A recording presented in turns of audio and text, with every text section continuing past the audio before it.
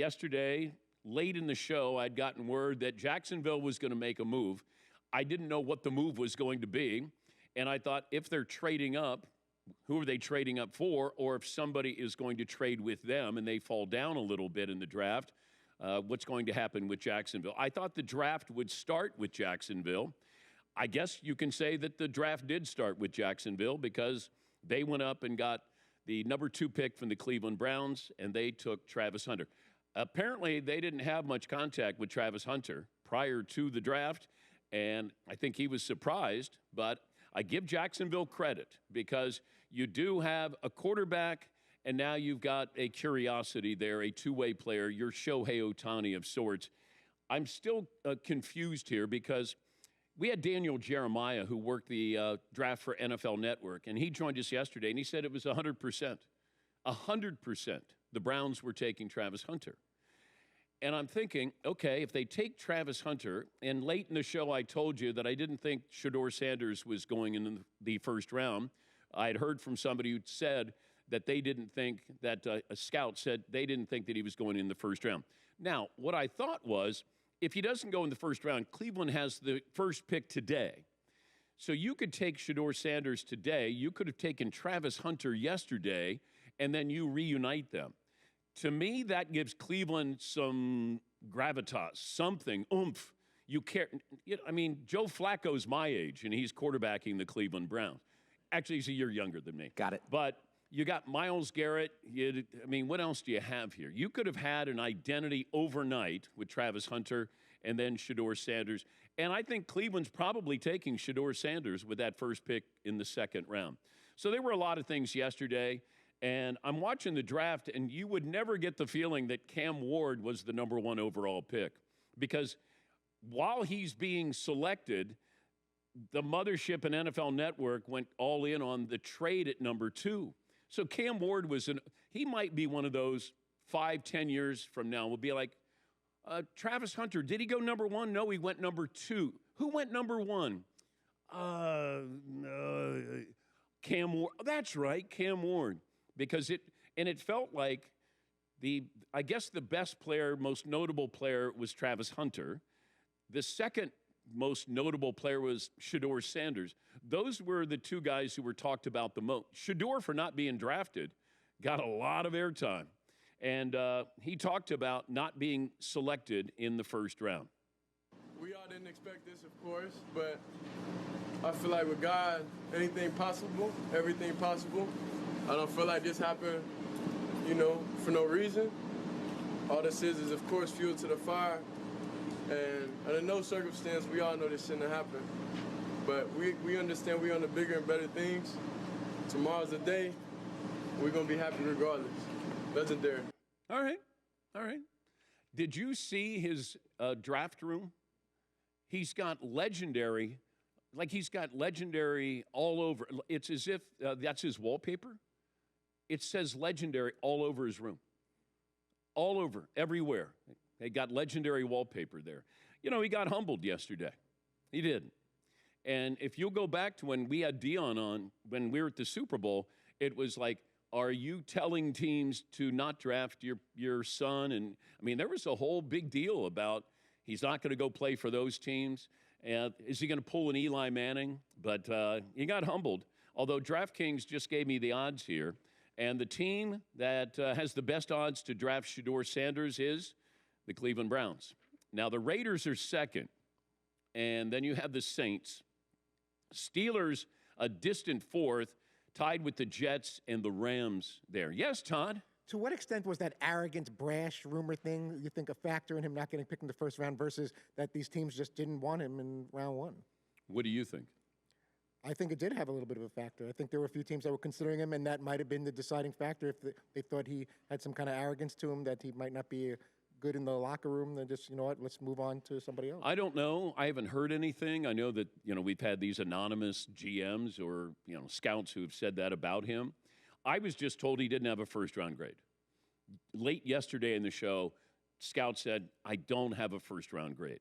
And he didn't waver off of this. This is also the same person who said that he thinks a lot of the guys who do mock drafts were worried about, in his words, the smoke from not putting Shedeur Sanders in the first round, getting that smoke from Dion.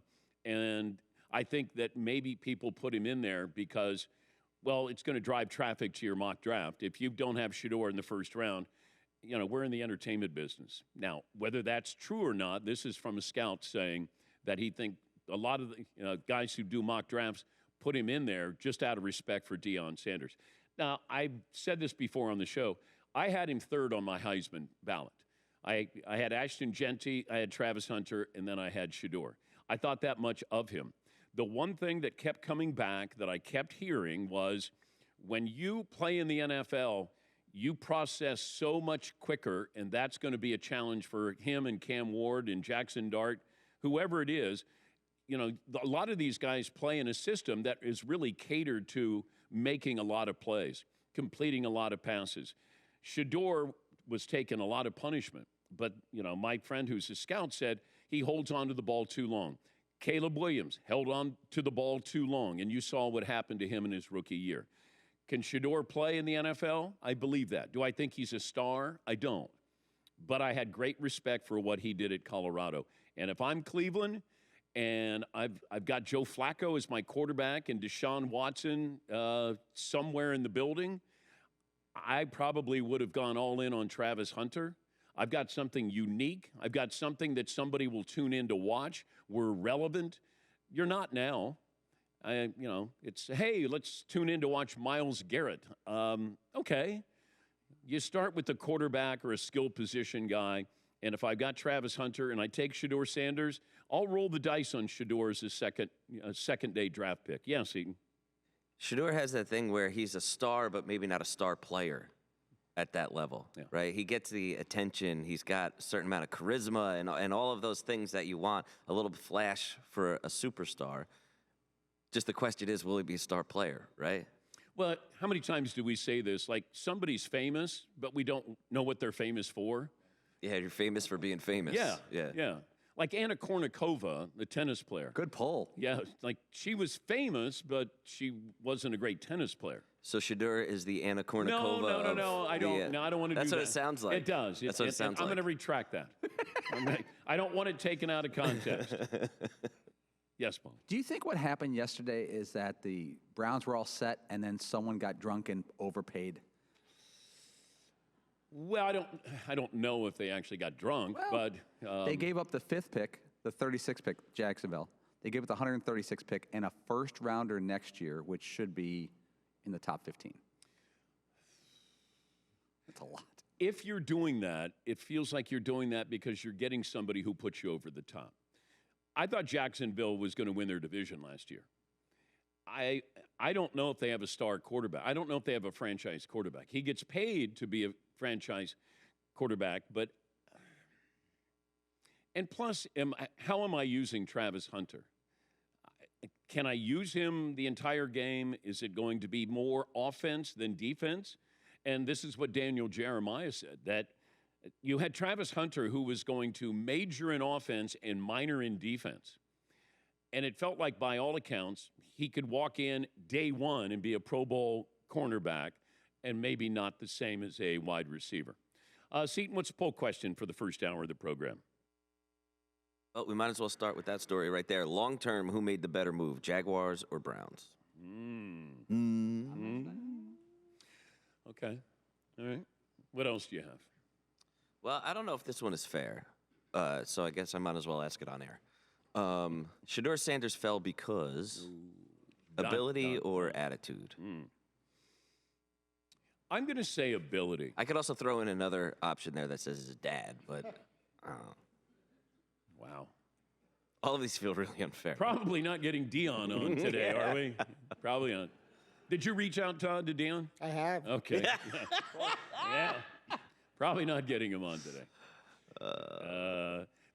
I'm waiting for we're keeping receipts. I'm waiting for that from Dion. Yes, Paulie. I can't remember a draft in the last 10 years where the analysts were so different. Mel Kiper was pounding the table, literally going, this is a huge mistake by about 6 or 7 teams. A couple other serious analysts last night on the 2 different networks were saying, I have Shedeur as my top 3 picks overall. Top quarterback hands down. He's risk-free. He's a competitor. don't worry about measurables. It's drastically different, the opinions. That's what amazes me. And then to have somebody who I trust say that he didn't have a first-round grade for Shedeur. You're watching the same player play in the same games against the same competition that everybody else is. But you come away, and I always use it as when you go into a museum and you go, look at that. And then somebody will say, what is that? Or, wow, look at, like if you've ever looked at a Jackson Pollock painting, and then you go, who spilled all this paint? Or it's, man, that's a genius there. Or a Rothko, where you go, that? Couple of $1 million? So that kind of the way you look at sometimes these quarterbacks. Ashton Genty, I think we attached him to the Raiders a couple of months ago. I like what they're doing, but you got to keep pace in the West. Kansas City's good. Chargers got another running back. They're going to be good. Denver was a playoff team. I like what the Raiders did. We said this with Pete Carroll. Pete Carroll's not there to build the Raiders. He's there to win with the Raiders, and that's why you get Geno, who can play. He's a good quarterback. I got Brock Bowers, who's awesome. Now I get a great running back, and I got Max Crosby. I at least have something. I always look at some of these teams, and you go, coming up on Sunday Night Football, and then all of a sudden, you go to the Steelers, and it's Cam Hayward, and you go, oh, that's not a good thing. You have to have somebody that you go, oh, yeah, we're going to tune in and watch that guy. Well, the Raiders have those guys. Yes, Eden. When you look at Travis Hunter, right, I keep seeing a lot of the question marks about him. As a cornerback, everybody seems to be like, he's polished, he's ready to go. There seem to be way more questions of him as a wide receiver. But that almost all of the, like you were just saying about Daniel Jeremiah, it's like, well, he's going to major in offense and minor in defense. Doesn't that feel reversed? Yes. Yeah, I was surprised at that because I think he just, and also, but look at the pay. If you look at what receivers get and what DBs get. I mean, if I'm Travis Hunter, I'm going, I think I'd like to play offense. I think they pay a little better over there. But he's a unicorn here. Is he going to get numbers as a wide receiver if he's splitting time? And Drew Brees said this yesterday. He's like, I don't want my star receiver playing defense. I don't want that. Like the odds of getting injured, everybody gets injured if I add an extra 40 plays. So I've already increased the odds that my star player is going to eventually get hurt. Yes, Eden. There was always that old saying that I heard once about, or many times, about if you have two quarterbacks, you don't have one. Yeah. Kind of feel the same way about that, about Travis Hunter. If you have two positions, then you probably don't have one. Which is the one that you're going to be great at? And then if you're going to start doing the other one, it's taking away from how good you could be at the other. Do you think the Cleveland Browns made a good decision yesterday? I feel like maybe. So you're on the clock. Cam Ward's gone. Now you're on the clock. Jacksonville calls and says, here you go. What would you have done? I think that by taking him, you win the day, but I don't know that. I feel like it's a little bit of a trap. Okay. I do. I feel like it's a little. I think he's a great kid. I hope he does really, really well. I feel like it's a little bit of a trap because he's very clear about I'm playing both positions here, and almost everybody universally is like, but you can't. Marvin, you're on the clock. If I'm Cleveland, I'm keeping my pick. So you're gonna keep Travis Hunter. I am. Okay. Todd, you're on the clock. Taking Travis Hunter. Paul? I'm trading. I don't want to be micromanaged and critiqued by how I use this player on both sides of the ball. Mm-hmm. If you have an offensive set where he's not on the field for some reason and you throw an incompletion, what are you doing? What are you doing every week? But I want to be talked about. Cleveland is not going to be talked about. You're not relevant. It's close with me. Like if you take him, man, his first 5 years, he's probably going to be awesome and play both ways. But my bet is in 5 years, he's at one position. All I need him is for 5 years. Yes, rookie contract. Like I need to be relevant. I got to get out from underneath Deshaun Watson's deal. We eventually find our quarterback. I would have had Travis. I would have had Shedeur. And now all of a sudden, we are relevant. Yes, Eden. But you also have to give him time to get up to speed, right? So you're going to have to survive that first half of the season, say, where it's like, all right, is this working or isn't it, right? Yeah, but you're not making the playoffs. So you do have that leeway. It's like, okay, so what? But people will tune in to watch the Browns. Yes, Martin. all right, so if he's just great at one position and marginal at the other, is he considered a bust? Because the thing about him was he's a unicorn. He plays both sides of the ball. Well, Ohtani's not a great pitcher. He's a good pitcher. If he doesn't pitch again, nobody's going to say he's a bust.